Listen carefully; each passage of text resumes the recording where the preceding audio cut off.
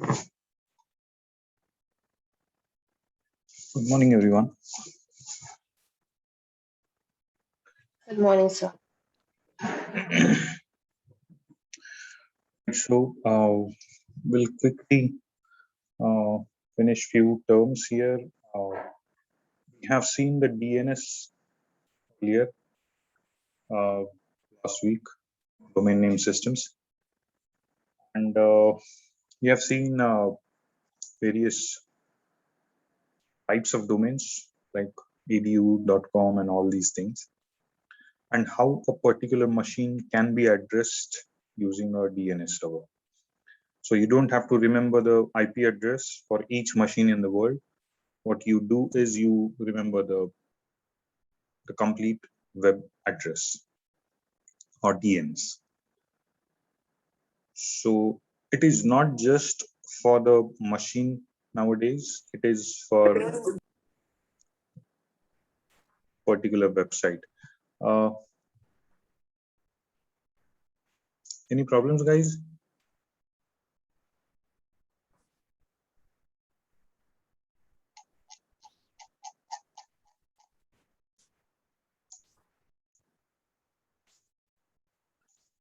Okay. So the DNS also gets divided into the different zones. If you consider a department, just a department, that will be considered as zone. Okay. If you consider the university, one university, so that will be considered as one zone. So you can divide a complete DNS in particular zones as you want. So what happens is, in practical, what do you have to do is either you have to work with the Linux operating systems or Windows Server operating systems. So if you are working on Windows Server operating systems, then what you have is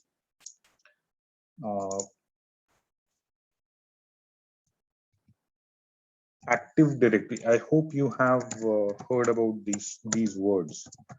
Active Directory. So if you install Active Directory, automatically domain controller gets installed. And for installing domain controller using command prompt on Windows Server, the command is dcpromo. Okay, so these are the things that you should be knowing for the practical use of how DNS can be used on the servers. And for the Linux operating system, you have to install sudo apt-get DNS, whatever the version, current version is available with you for that server.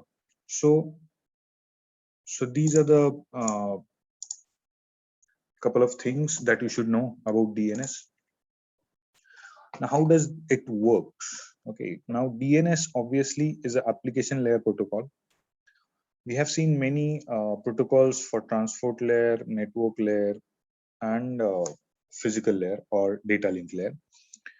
But how the DNS works at the application layer, let us consider you are using some file transfer server, FTP server, where you have stored all the, let's say, movies, and your job is to provide those movies to all of your friends.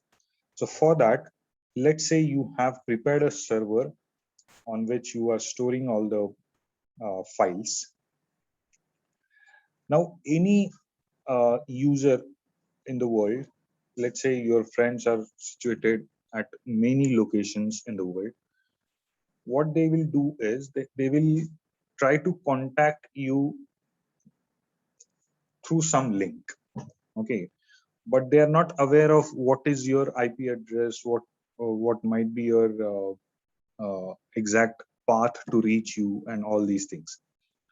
So let us say what happens is both of you, like your server, FTP server, as well as FTP client, both of them needs DNS along with them. So let's say a user asks for a name of a of any machine in the world or any website in the world. So what it does, it immediately transfers this request to a DNS which is directly connected to your machine. Okay, but if this DNS machine doesn't know about the name or the IP address, then what it does is it creates a query which will have either IP address or the name. Okay, if you have the IP address and you want the name of the that particular machine, then query asks for the names from the DNS server. If you have the name but you want the what you can say IP address for that particular name, then that query will be fired on the DNS server, and DNS server will respond to the DNS client, and then your user will come to know which is the IP address, what is the name of the machine you are talking to, and all these things. Now here, just try to analyze. Just a minute, guys.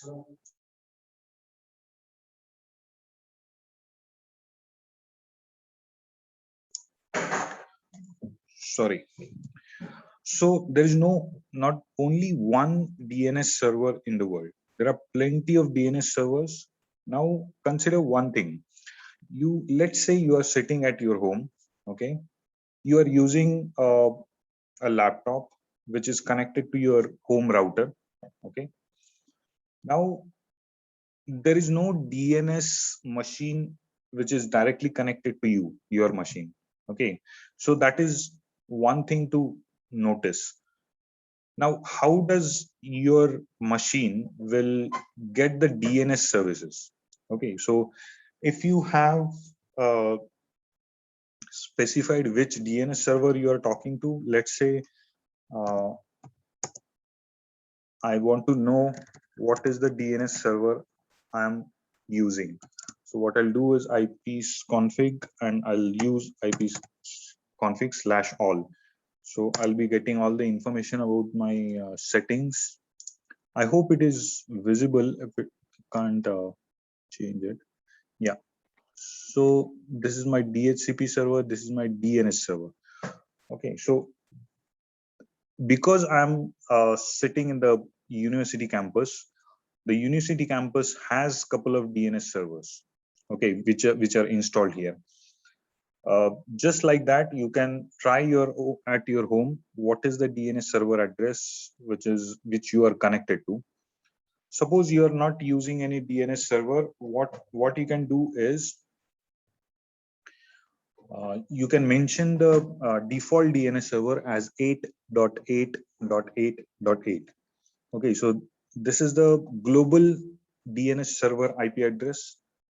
If you don't have any DNS server configured in your organization or in your group or something like that. Now, what happens is, even if you have specified this DNS server address, it is not necessary that every machine in the world and every name of the website in the world are stored in this DNS server. It is not possible at all. Okay. So this DNS server has to communicate with some other DNS server to get more information. Suppose I have typed quite a new website which was not accessed any time before in this campus. So what will happen is, let's say this is the campus DNS server and it doesn't have any information about that. So this DNS server, let's say this is the DNS server. So this DNS server will not have that information, and it has to communicate with other DNS servers available in the world. Okay, so how does it happen? So there are two types of methods. One of query. How does the DNS creates a query? One is the recursive mode, and other one is iterative. So what happens is, let's say we'll try calculating the first one. This is your laptop, okay, and you have typed some IP, this website address www.abc.xyz.org, which is not accessed anywhere earlier in this campus. So it goes to the query goes to the default network server DNS. If it has the record, it will immediately give it to this guy. But if it doesn't have, then what it will do, it will contact the root server, because what happens is, as I have told you earlier, there is a default dot at the end of the website name, each website address, and that dot is called as root server. So what happens is, whatever the default network server you have, it will pass the request or query to the root network server. Okay, root DNS. If root DNS has the record, then it will pass the record, or it will go to the org network server. It will, because root should have all the details of org. Then you go to XYZ, then you go to ABC, if at all no one has the IP address. Okay, and this way a recursive query method will provide you the IP address at the local host, wherever you have typed the website on the browser. So this is how the name servers respond in recursive manner. In iterative manner, what happens is, you are connected to a default server, default name server. This is, let's say, 172.20.1.1 in my case. So this is the default network server. If it doesn't have, what it does, it keeps sending the requests or queries to all connected name servers, okay, DNS. And whoever is having the record, it will immediately send that record to the default network. Now, what is the benefit of this iterative method is to, you will get it very fast. The response of the IP address, you will get it very fast. And, the problem with this is, there are plenty of queries that are getting transferred unnecessarily. So each method will have its own advantages and disadvantages. So while installing DNS on your campus, you have to choose a method very wisely. Okay, so these are the two things. Next one is DNS message format.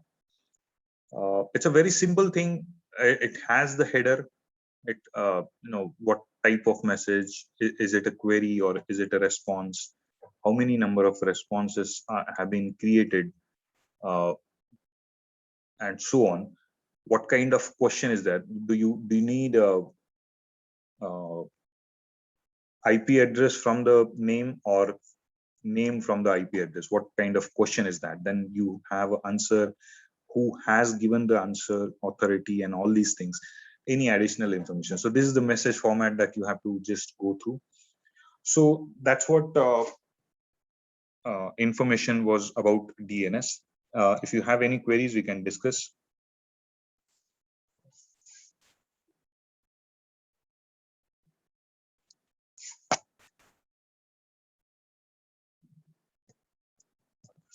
Okay, the next protocol, application layer protocol, is file transfer protocol. This is one of the highest used protocols, because whatever the files you're transferring from one machine to other machine in the world, most of the places are using FTP. Many of you might have bought the domain or some web space or something like that. What happens is, you have to use FTP if you're send if you're handling a website on some web space. So that is default thing. Now FTP depends on operating system, what kind of operating system you are using. There are plenty of types of file systems. I hope you are aware of what is file system is. What file system is.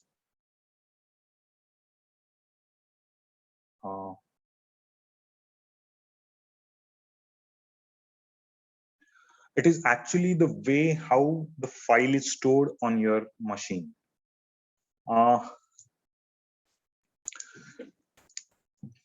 There's no time. Actually, I would have drawn a couple of diagrams to show you how the file gets stored. See, file systems are like for the Windows, you have FAT16, FAT32, NTFS. For Linux, you have extended file systems, ext1, ext2, ext3, and so on. So there are multiple file systems which are available depending on the operating system. And file system is another huge area to work in the computer engineering field. I'll tell you the example of file system. So if I'm, let's say, I'm opening the Explorer, okay. So how does these files, how the hard disk is divided? Okay, let's say this is the hard disk which is getting divided into 4 partitions. Now, for each partition, there is some what you can say data which is stored for how the information is about the information about the that particular drive. So let's say this is of 145 GB partition. Okay, and if I go into the details of this,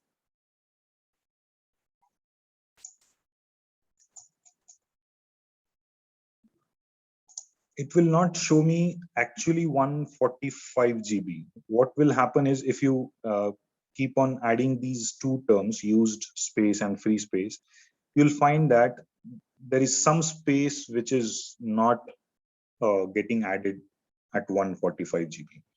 Okay, so total is actually something different and usable is actually something different. This is just because you have file system which is installed on each drive. Okay, so what does that file system has is how the name of the file is stored, what is the extension of the file. So there is a directory area, there is a user area, there is a system area. So do you know what is FAT16 or FAT32? Anyone? What is FAT?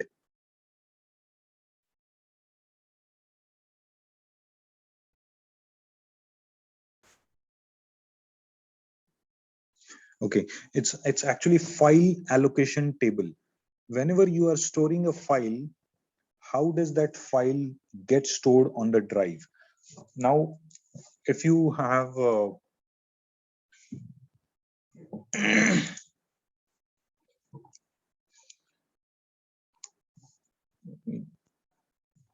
let's say this is a disk. Okay, this disk is divided into number of tracks.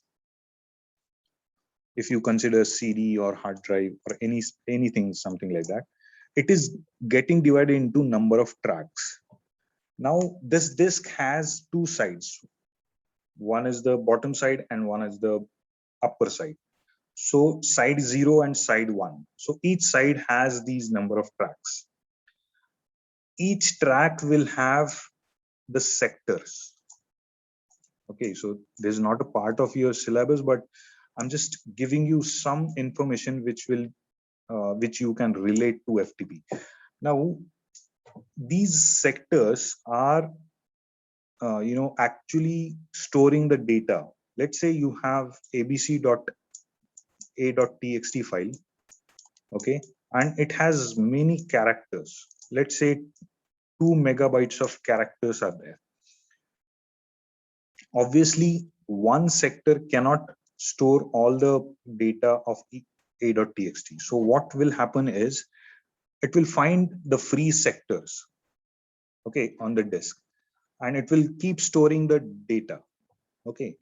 And once you delete the file, automatically these sectors will be getting free, and then you create another file and some of the sectors will get used.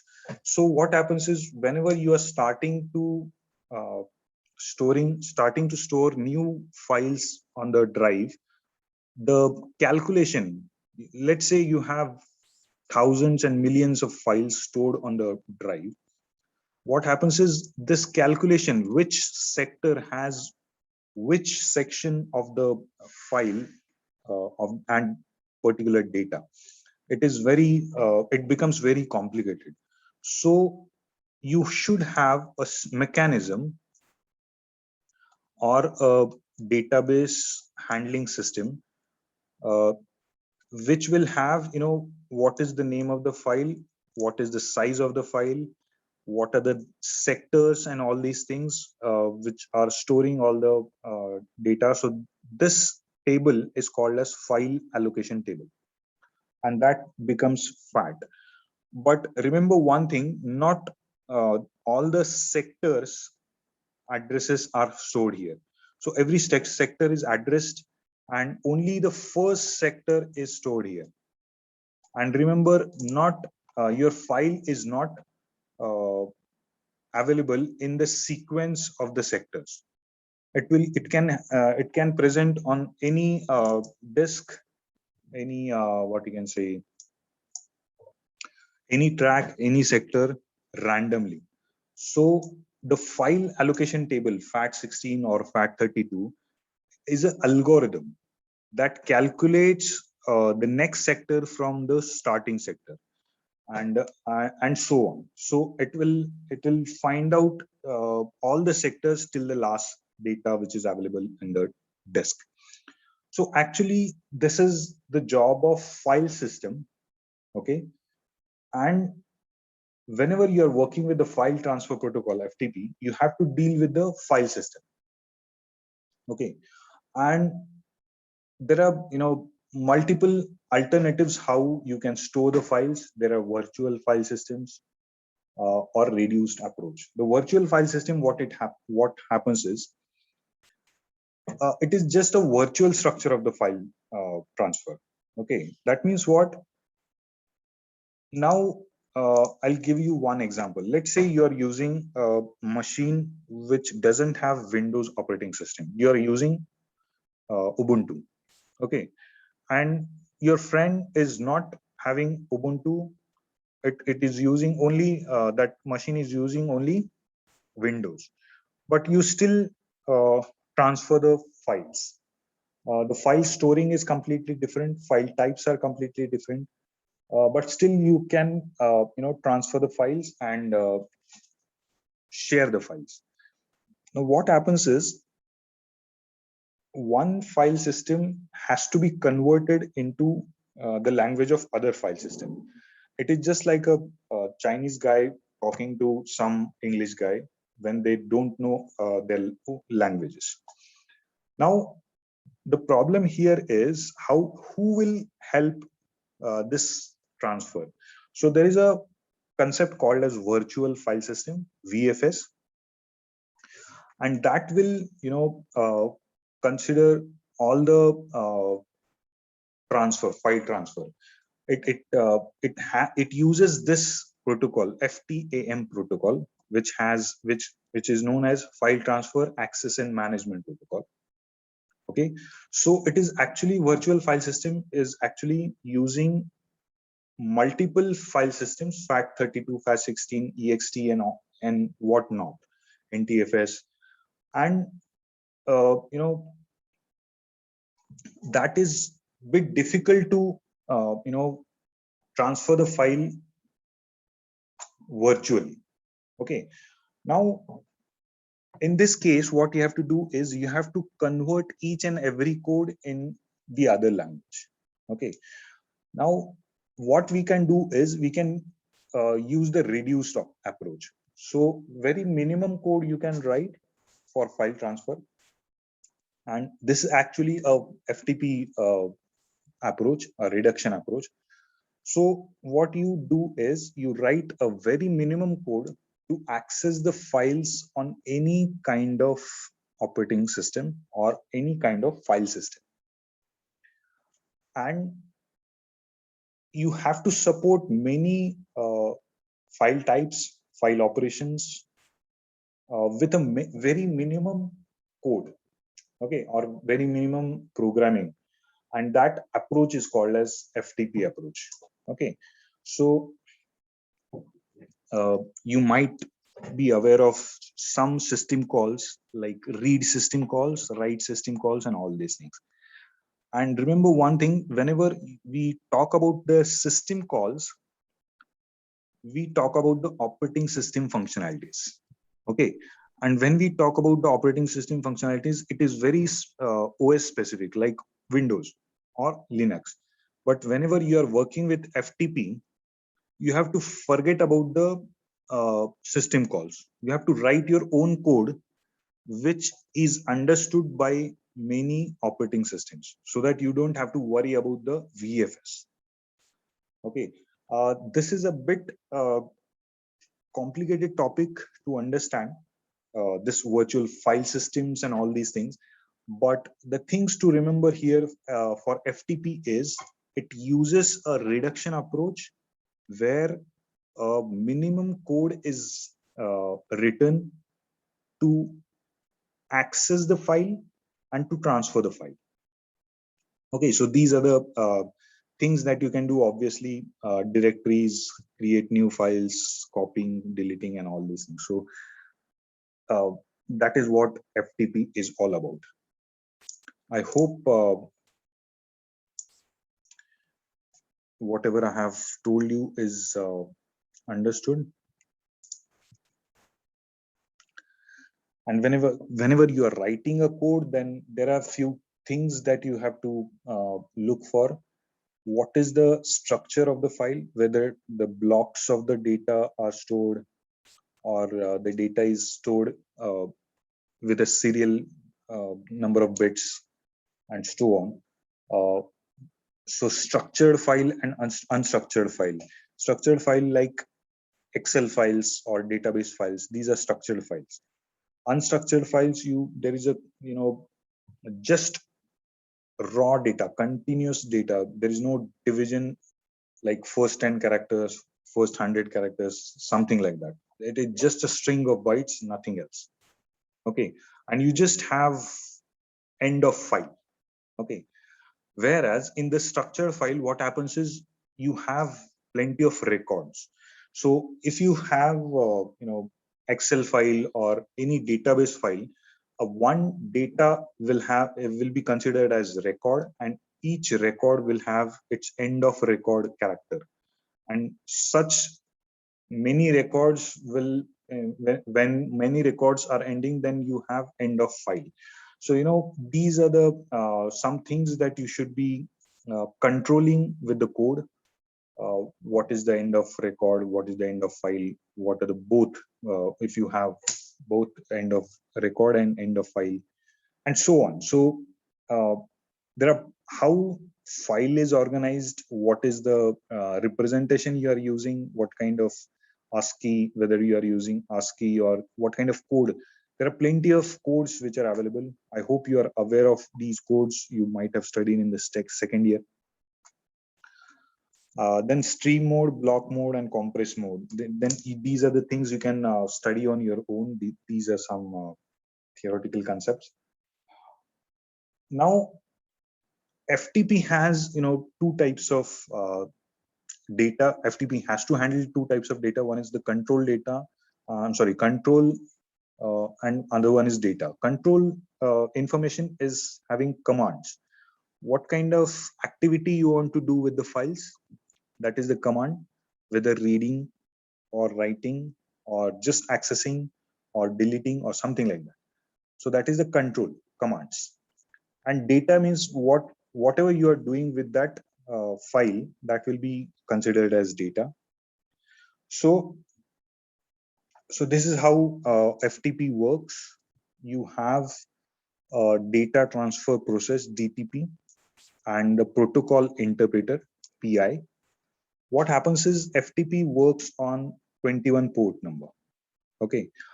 Now, whenever you are using FTP, one becomes client, other becomes server. Okay, let's say FTP server and FTP client. I would have had shown you the installation of FTP server. It takes 1 hour to understand how the FTP works, but I think we'll not be able to get that time. But let's see, just check with theoretically, how does it work? Or let me show you something.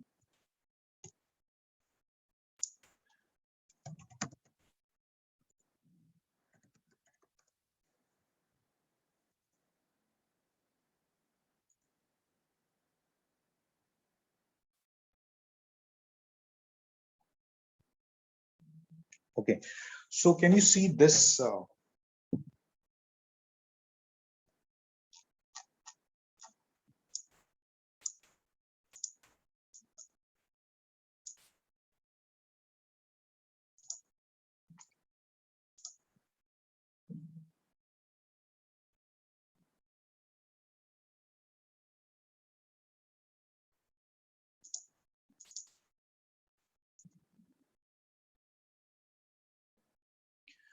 Yeah, so what I'm doing is there are plenty of FTP application servers which are available.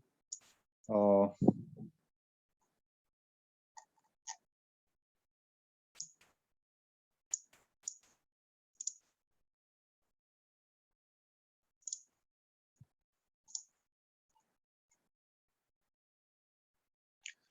so uh,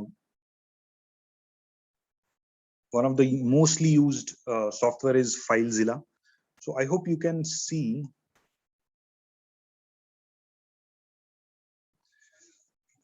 the interface here. So you have, I'm just reading out this for you. Host. So here you have to provide the server IP address. Then you have to provide username and password, and then the port number. So by default it is 21, but usually it is like the user ports are defined here 2121 or something which is greater than 1024. What happens is you try to connect to the FTP server, then the local directory is loaded here and the remote directory is loaded here. So you can directly copy paste, download the files from the web server to your machine.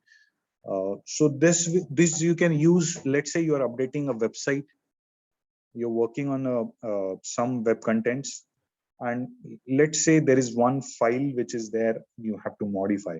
So what you have to do is you have to download that file to your local machine, make the changes, and immediately upload the file to the original location, so that the website will not will not be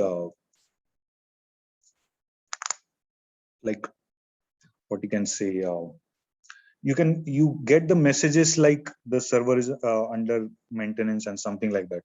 So that type of service should not be broken for any kind of web service. So these are some of the softwares that you can use, and all these softwares are using this technology. So they have data transfer process which will transfer the data from one location to another, and the protocol interpreter interprets the protocol, whether it is FTP operation or TFTP operation. And we'll be talking about the TFTP in some time.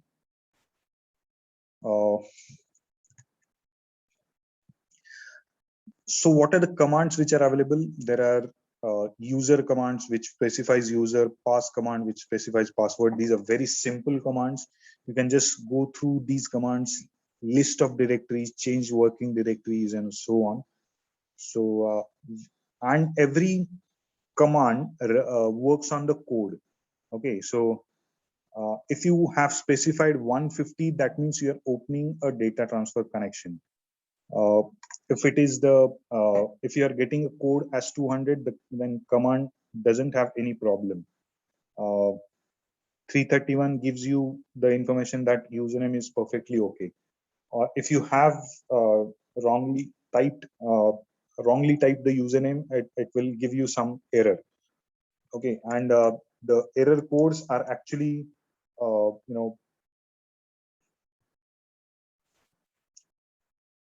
so it's a 3-digit thing. Every digit will have its own meaning. Okay, so the first digit means what kind of reply is there. If it is 1, if the first digit is 1, then it is a positive preliminary reply.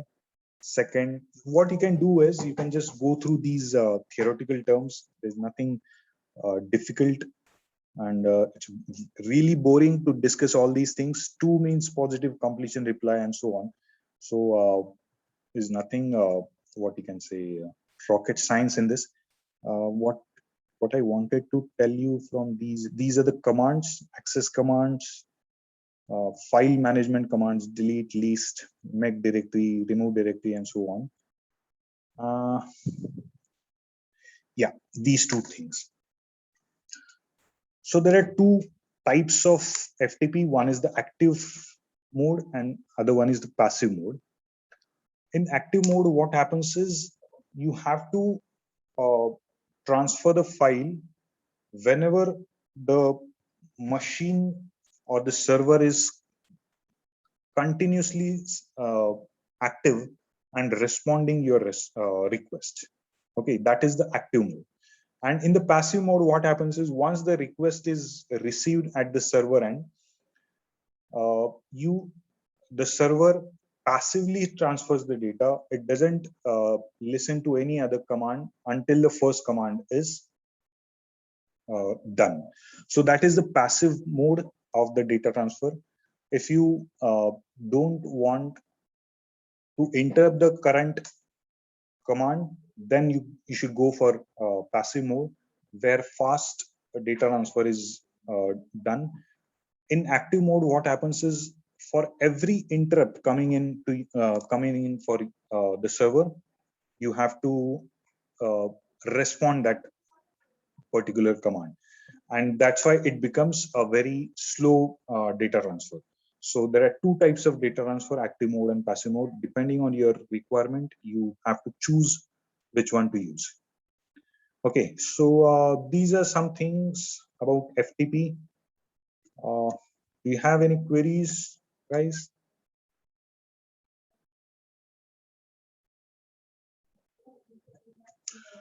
Okay, now what I'll do is I'll go to TFTP immediately. I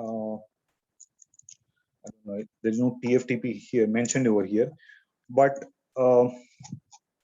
what TFTP is, if you remember last time we have discussed about one condition or case example where you are a new startup and you have bought all the new machines, let's say 1,000 machines, and you want to install operating systems on all the machines in one day. Now what you will do is you'll create a DHCP server first.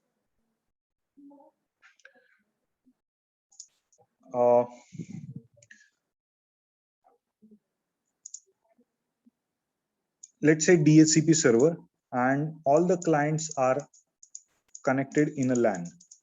Okay, now what happens is every machine is getting its own IP address. That is fine, but how will you boot these machines? That is very important thing. Okay, if you want to install Windows operating system on each machine, then what happens is the size of the installation is around 3 GB or 4 GB. and it will take quite a lot of time if you are using FTP. Okay, for transferring the 3 GB installation file on all the 1,000 machines. So what you will have to do is you'll have to create a minimum file set which will boot the machine, okay, but not install complete operating system. Okay, it will just be a simple DOS or simple Windows operating system, which will, you know, boot up the machine and will give you some interface. Okay, so that minimum file set is prepared by the server. Okay, and that file set will be transferred to all the 1,000 machines. And with that file set, what these machines are doing, they are booting up their hardware with minimal installation, and they will be having some interface where application layer can be accessed. At the moment before installation, they can only handle physical layer, data link layer, and network layer. That's it, because they have received the IP address from the DHCP server. Okay, so to have the application layer, you should have some operating system on the install on the machine, and that can be done with the server, which is called as TFTP server. Okay, now what is this TFTP server is? It is a trivial file transfer protocol.